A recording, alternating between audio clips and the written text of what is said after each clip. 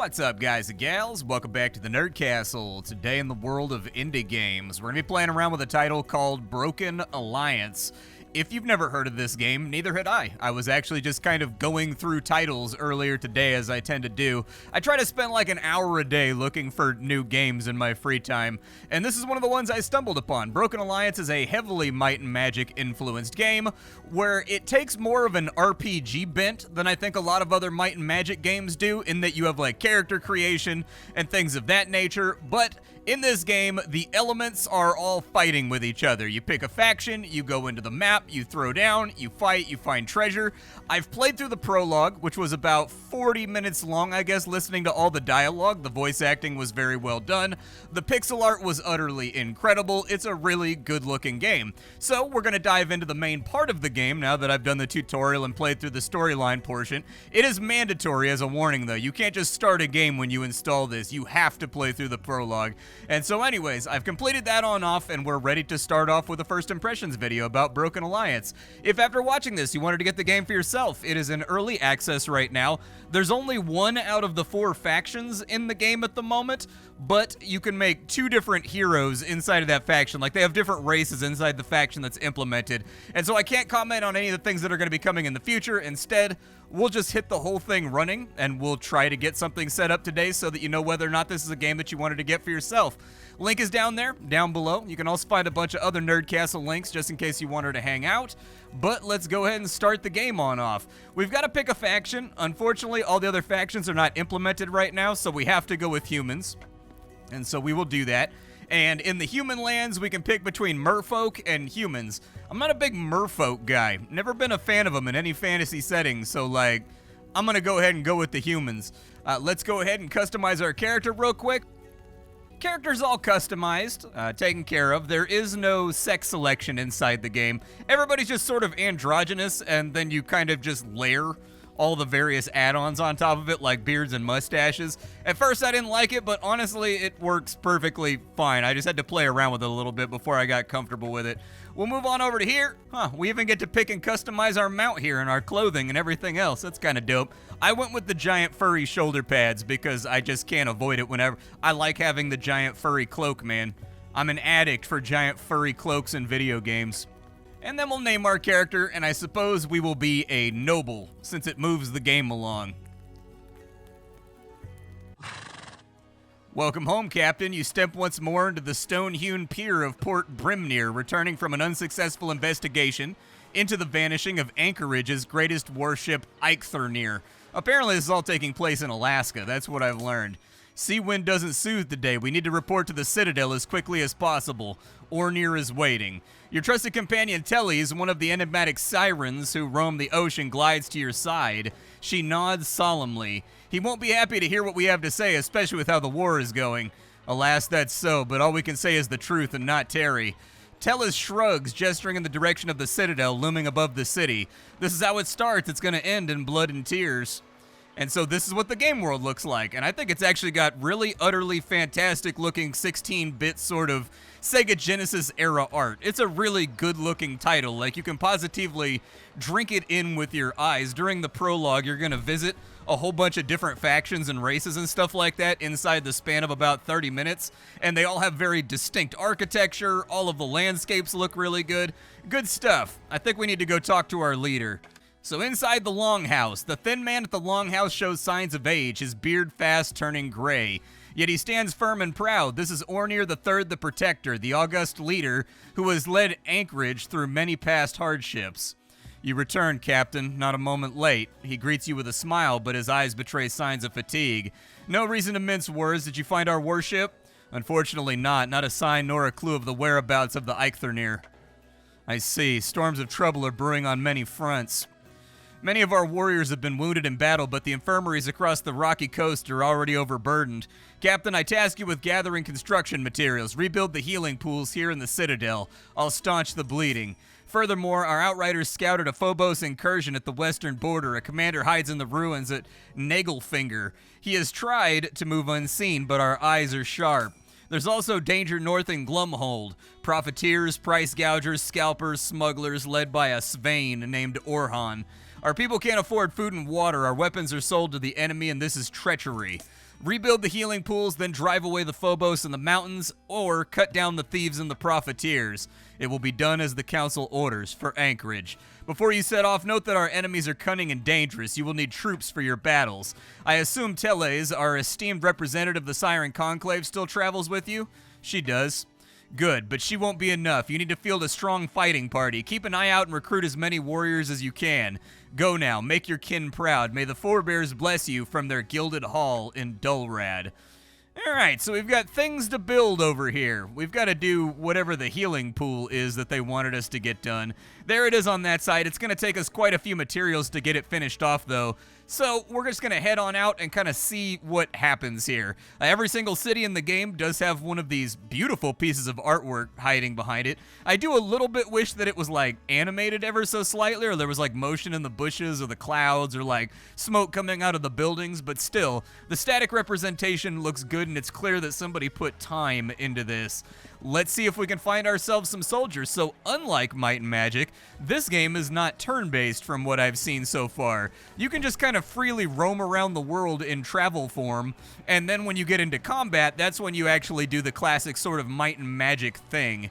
We can hold down the Out key in order to find things that we might be able to pick up, loot, or otherwise interact with. So I'll grab the gold. In the sunlight, a precious mineral used for trade all across Elm.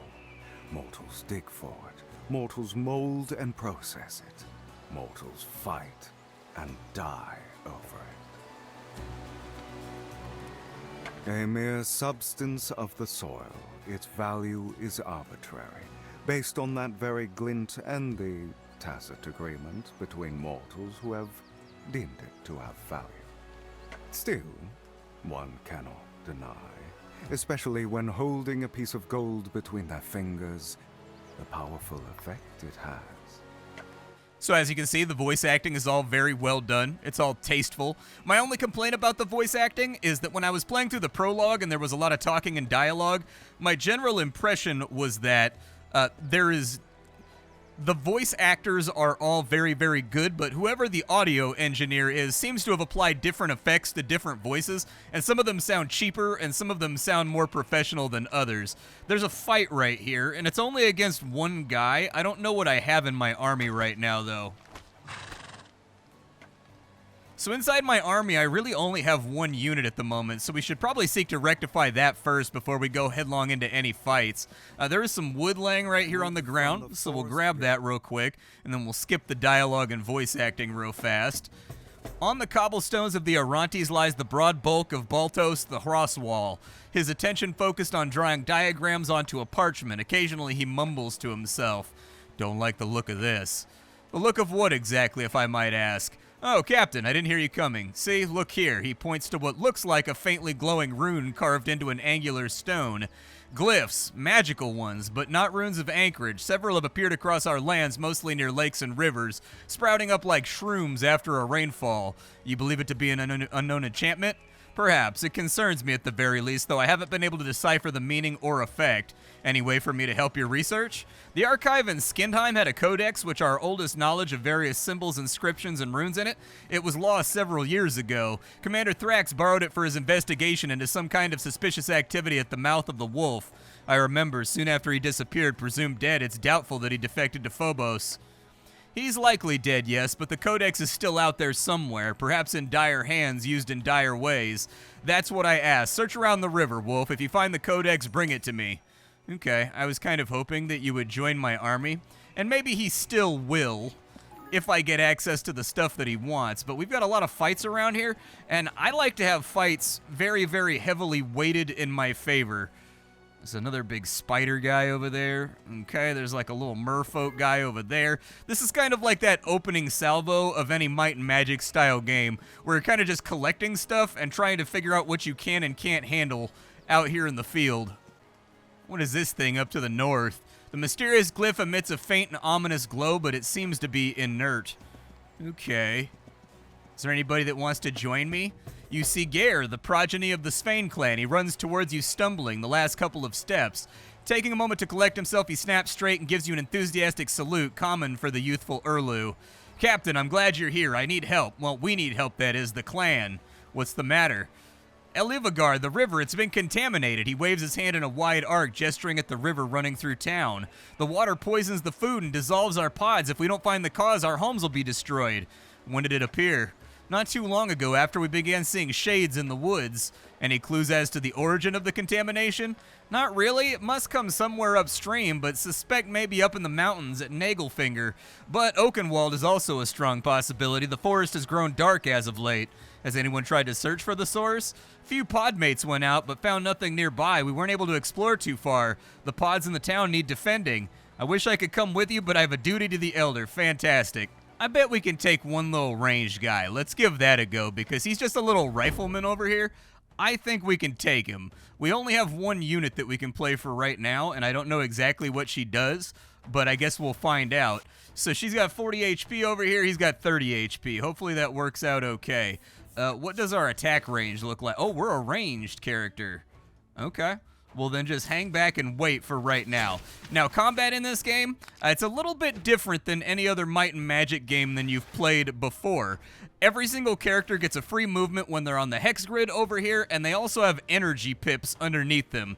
These energy pips are used to play cards that can be played universally on any character, thus modifying their inherent attack that they have. Some characters shoot fireballs, some characters do tiny AoEs, some characters are really good at melee brawling, and you can think of these as kind of just being their ability to attack, but also modifiers that you can put on top of their attack. And so let's put a defensive card on her, and then we'll just fire 2 shots at this guy and see if that's enough to bring him down. 2 shots, not too bad. I think that worked out okay, and I've got a defensive buff on myself that should lower damage that I take. Yeah, there we go. It's called a trap card in this case. I put like a spell on me that made it so that I don't take damage from the next attack, but the enemy didn't see me play it. Let's see, I've got a ice projectile. Siren casts an ice projectile, dealing 75% damage to the target and freezing them. Yeah, let's try that out. Is freezing gonna actually be helpful? Like, does that count as a stun, or is it just an immobilizer, like a Frost Nova from World of Warcraft or whatever?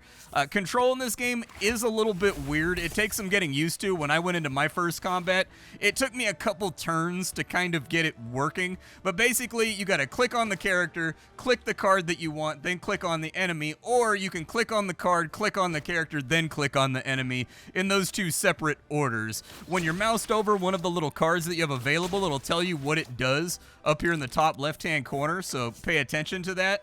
It's gonna be important. But we should be able to finish them off right here. There we go. Enemy's been taken down, and as you can see, all of the pixel art animations have been done very well. Alright, I re-rolled the fight real quick in order to get myself, like, a better result. Just because I didn't feel like having a character that's at low health, because your characters do not heal in between fights, and so these are always going to be things that you want to keep in mind. I don't know if there's a resting spot around here. Typically there's like an inn or something you could go to, at least there was in the prologue, where you could heal up your guys, but I don't know if we have that available to us right now. But we're definitely going to need some heals before we go into any future combats for sure. Well, it says that this codex is near the mouth of the wolf in the northern part of the province, so maybe let's give that a go, because we don't have the HP to fight him just yet. Not unless I get real crafty about, well, maybe we'll make an attempt at it. Like, I do have some of those things that stop him from moving. If I can draw those in a timely fashion and kind of like kite him out, maybe we'll be okay.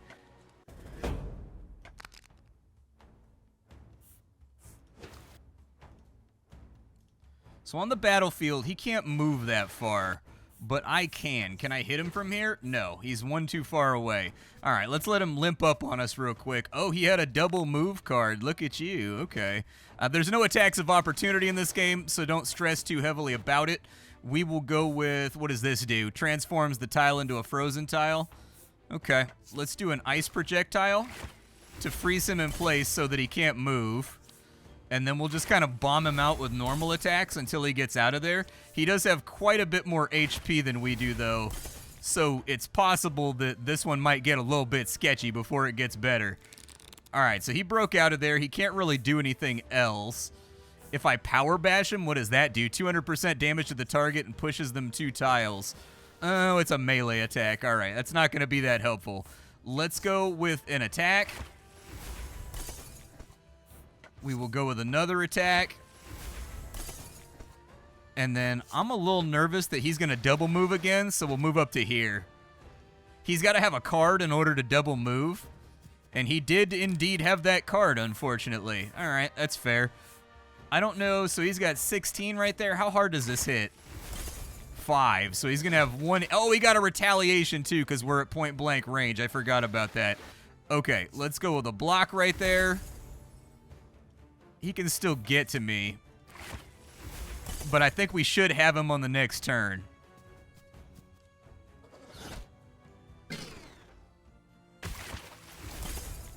Yeah, our retaliation mostly got him. Good. Okay, so we'll get him right there. That should drop him. I love the little death animations on all the little units. They all look so good. Like the machines, they'll blow a gasket or they'll blow some kind of pressure tank and steam flies out and they like limp in the direction that it flies out, implying that it's actually pushing the character as they're falling.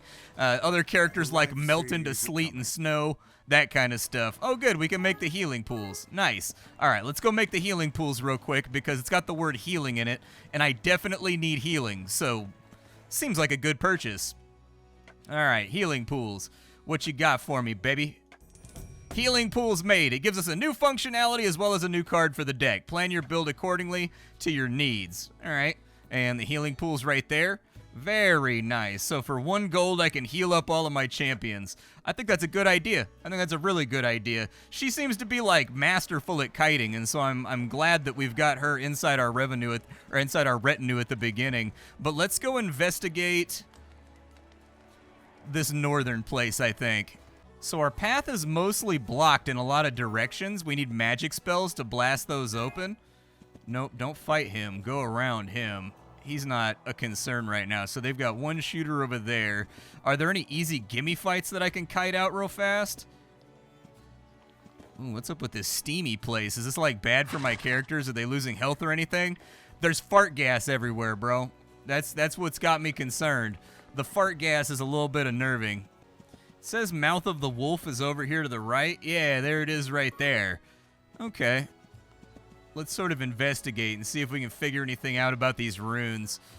Although these groups up here seem to be a little bit bigger, so I'm guessing it expects me to have more party members at this point. So I think I found our codex. We were looking for this book over here.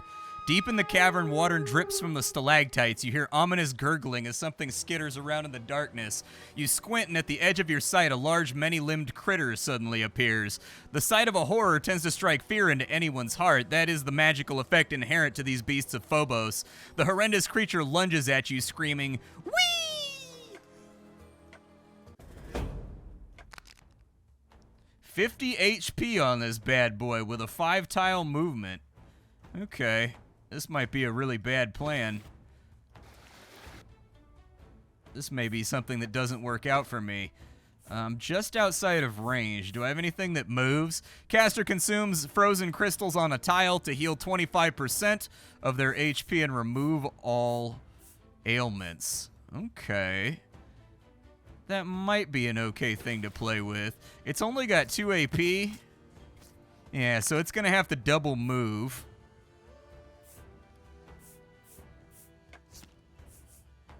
Let's move back over to here. We'll go with an ice projectile just to line up some damage. I'm going to start preparing ice drifts. That way I can use them in order to get what I want. Because I do have that heal that seems like it's going to work out okay for me. Having to get tactical here. I'm like working with what I have. We should, I think, get a new character, though, after we do this. Pull back even further. Not great. We did get a retaliation, though, which is good. Let's go with a little attacky boy action. The downside there is... Okay, never mind. Let's go move. Let's go move. And let's just get a little gap in between us and the enemy. Yeah, force them to play the game a little bit more. Let's pull back this way. We're going to ice projectile again because that's back off cooldown. And that buys us time. Feint normally makes it so that you don't take a counterattack, but... Oh, I don't have the energy to use Purifying Waters, no matter how bad I want to do it. Okay.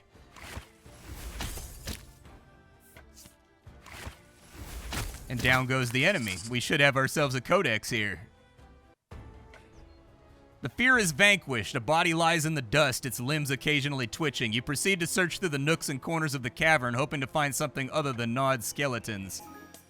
A tome lies in the crevice stuck between the rocks, as if hidden there deliberately. Alright, so we've got our codex. There was a little bit of storyline exposition right there, but I've noted that the amount of dialogue is starting to eat up our video first impressions time. Let's take that back to Balzar or Balzan or whatever the hell his name is. I don't know. And I think it was this guy that wanted it.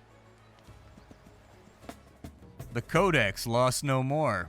Marvelous. I thank you, Captain. I hoped it would be recovered alongside its erstwhile owner. You didn't happen to find Commander Thrax, did you? No, not even bones. There's some blood on the Codex, as you can see, but that's about it. The mystery remains. He shrugs, sending ripples down his massive, fleshy body. In any case, I came to a decision. Several of those mysterious glyphs now litter the landscape of Anchorage near the rivers of Wolf and Elevagar. I'd like to join your party. I'm certain you'll pass by these glyphs in your travels. It gives me a chance to investigate their nature and potential effects. There's a war to be fought in the meanwhile, foes to conquer. I can't promise to allot much time for your study. Any will do. Doubtless the roads are fraught with bandits and ravagers, so you also have my services as a warrior. I'm not only a scholar. My work can't be done when dangers continue to lurk, so we fight for the shores of Anchorage. I would be honored to accept. All right. So we've got a new character. I don't know what he does. It looks like he's built... Oh, dude, he's like a sea lion. Sick, dude. We'll kind of arrange them like that for right now. That looks good to me. He's got 6 attack. He's only got 2 energy. He's only got 4 move, but she only has 4 move. That increases our killing power considerably. So let's go take over the lumber mill over here so that we have a big supply of wood coming in. There's 2 of them. There's some kind of like... I don't know what he is. Some kind of scarecrow and some kind of meat cleaver wielding psychopath octopus monster. We'll give it a go. We've got 2 guys now, and I feel confident about this one. How far can they move?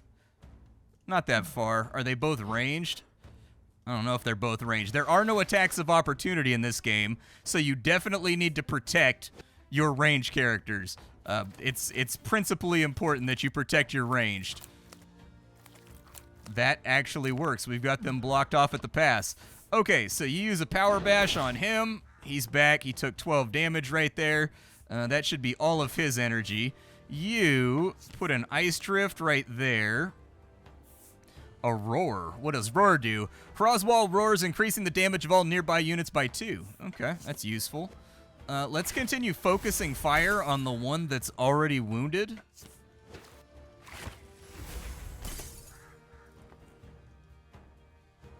And I think that's good for now. They actually want Roswell super bad.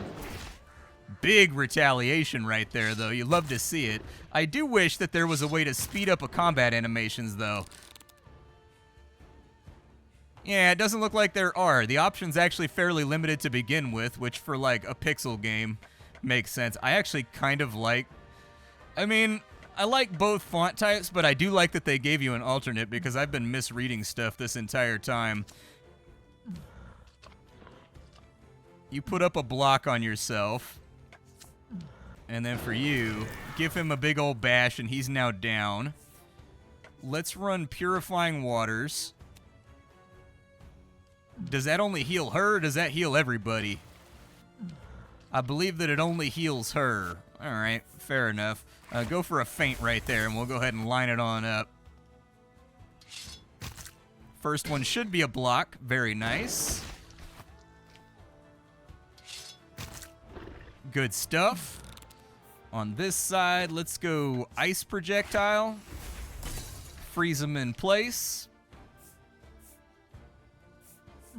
For you, we are going to attack twice.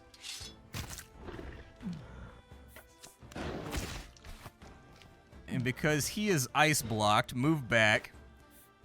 And then for you, throw a final attack right there. He should lose his turn. and we should take no extra supplementary damage. I did get faint down here, so let's run that so I don't get retaliated against. And then this one should kill him off. Good stuff. All right, let's get this building. Do you want to exploit the resources? Yes, I will take the resources. Give them to me.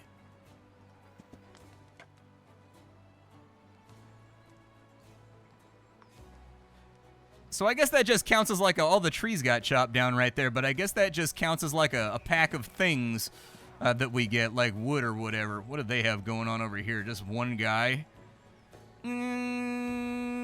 Yeah, we can take one guy. Let's jump in real fast. We're not that beat up, so I think we should be okay. You might as well put down an ice drift, just in case. You heal off the water. Oh, nice. Anybody can use it. That's beautiful. I love it. That's good. Did we get a feint? We did get a feint.